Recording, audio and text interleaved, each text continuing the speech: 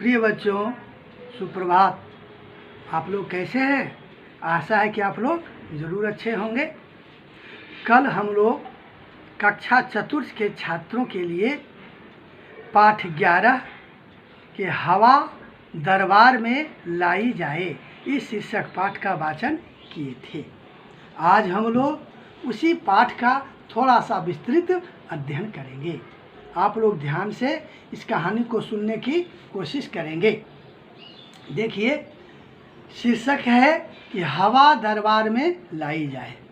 बच्चों, आप लोग जानते हैं कि हवा कोई वस्तु नहीं है जिसे कोई कैद करके कहीं भी इधर से उधर ले जा सके।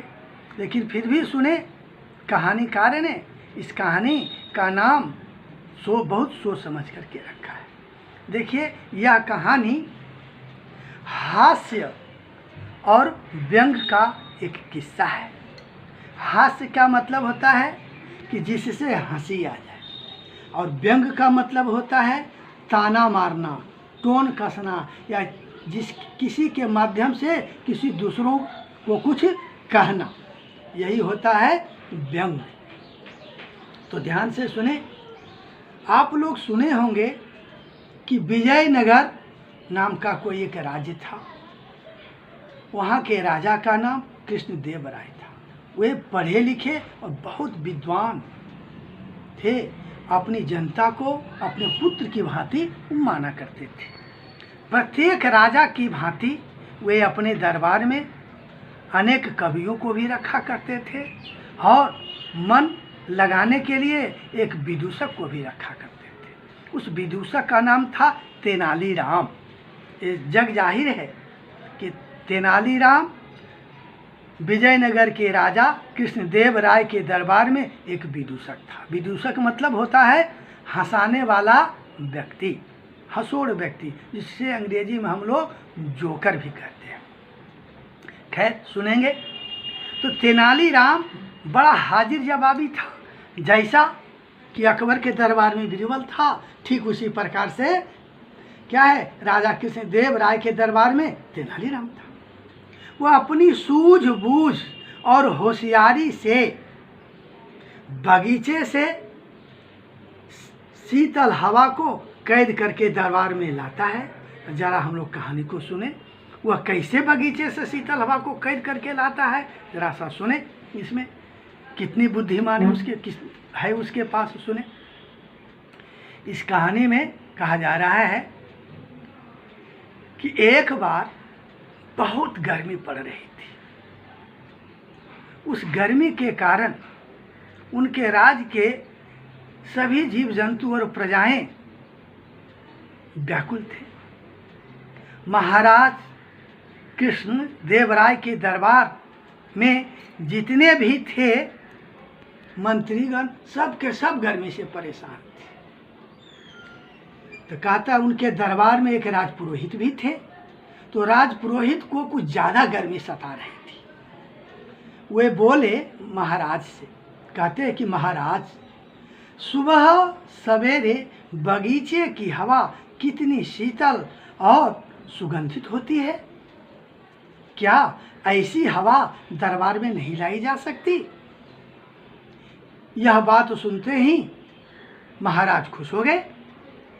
अब क्या, तुरंत उन्होंने घोषणा कर दी कि जो कोई बगीचे की शीतल और सुगंधित हवा को दरबार में लाएगा, उसे 1000 स्वर्ण मुद्राएं इनाम में दी जाएंगी। सभी दरबारी सिर झुकाकर सोचने लगे। उनकी घोषणा को सुन करके सभी दरबारी जितने भी थे, सब सिर झुका करके सोचने लगे कि अरे, यह कार्य तो बड़ा असंभव है भाई, इसे कोई कर नहीं सकता। भला हवा भी कोई वस्तु है जिसे जहाँ चाहे उठा करके रख लिया जाए? मगर किया क्या जा सकता है?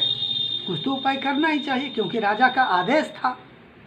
दूसरे दिन जब पुनः दरबार लगा, सभी दरबारी सभा में आए, तो सभी उत्सुकता से एक दूसरे की ओर देखने लगे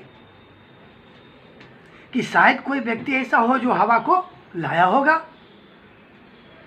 उनके चेहरे देखकर, माने सब लोगों के जब चेहरे को राजा कृष्णदेव राय ने देखा तो बेचारे उदास हो गए और निराश होकर कहने लगे, लगता है कि आप लोगों में से कोई भी ऐसे व्यक्ति नहीं है जो हमारी इच्छा को पूरी कर सकते हैं। लगता है कि हमारी इच्छा पूरी नहीं हो पाई। तभी तेनालीराम से रहा नहीं गया, वह तुरंत अपने स्थान से उठ जाता है और उठ करके कहने लगा, महाराज, मेरे होते हुए आपको निराश होने की आवश्यकता नहीं है। मैं आपके लिए बगीचे से शीतल और सुगंधित हवा कैद करके ले आया हूँ।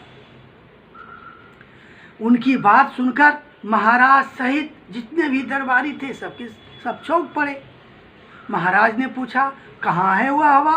भाई उसे तुरंत छोड़ो तेनालीराम, जरा मैं भी तो देखूं कि कैसी हवा है, कहाँ है हवा, छोड़ो तो उसे। तेनालीराम को आज्ञा मिलने की देर थी। उन्होंने बाहर खड़े 5 सेवकों को फौरन भीतर बुला लिया। उसके साथ 5 व्यक्ति आए हुए थे। उन्होंने 5 व्यक्ति को फौरन बुला लिया और महाराज के चारों ओर खड़ा कर दिया। उनके हाथों में इत्र, जल आदि से भींगे हुए चमेली और गुलाब के फूलों से बने हुए बड़े बड़े पंखे थे। तेनालीराम का इशारा पाते ही, तेनालीराम ने इशारा कर दिया, तो तेनालीराम का इशारा पाते ही वे महाराज को पंखे झलने लगे। थोड़े ही देर में पूरा दरबार महकने लगा। बड़े बड़े पंखों की हवा होते ही महाराज को गर्मी से राहत मिली और उन्हें आनंद आने लगा।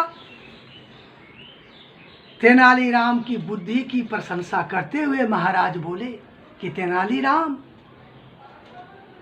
तुम हमारी इच्छा पूरी करने में देर नहीं करते हो। आज हम तुम्हें 1000 नहीं बल्कि 5000 स्वर्ण मुद्राएं इनाम में देने की घोषणा करते हैं तथा व्यवस्था मंत्री को आदेश दिया जाता है कि प्रतिदिन दरबार में ऐसी ही हवा की व्यवस्था की जाए। सभी दरबारी, जितने भी दरबारी थे, सभी दरबारियों ने तेनालीराम के सम्मान में खूब तालियां बजाई और उसके जय जयकार सब करने लगा। बच्चों, कहानी तो हम लोग सुन लिए हैं। अब जरा देखिए इस कहानी का मानवीय मूल्य क्या है। कहा जाता है कि यदि हम मनुष्य बुद्धि से काम लें तो हमारे लिए कोई भी काम असंभव नहीं है। किसी भी समस्या के समाधान के लिए बुद्धि का उपयोग करना ही आवश्यक है। इसलिए बुद्धि सबसे बड़ा हथियार मानी जाती है। बच्चों, आप लोगों ने कहानी सुन ली। अब आप लोग इस कहानी को सुन करके वीडियो को 2-3 बार देखेंगे और अपनी स्वच्छ पुस्तिका में से लिखने की कोशिश करेंगे। जो बच्चे इस चैनल को सब्सक्राइब नहीं किए हैं, कृपा करके वे सब्सक्राइब भी करेंगे और लाइक भी करेंगे। जो बच्चे सब्सक्राइब कर चुके हैं वो सब्सक्राइब नहीं करेंगे, वे सिर्फ लाइक करेंगे। धन्यवाद।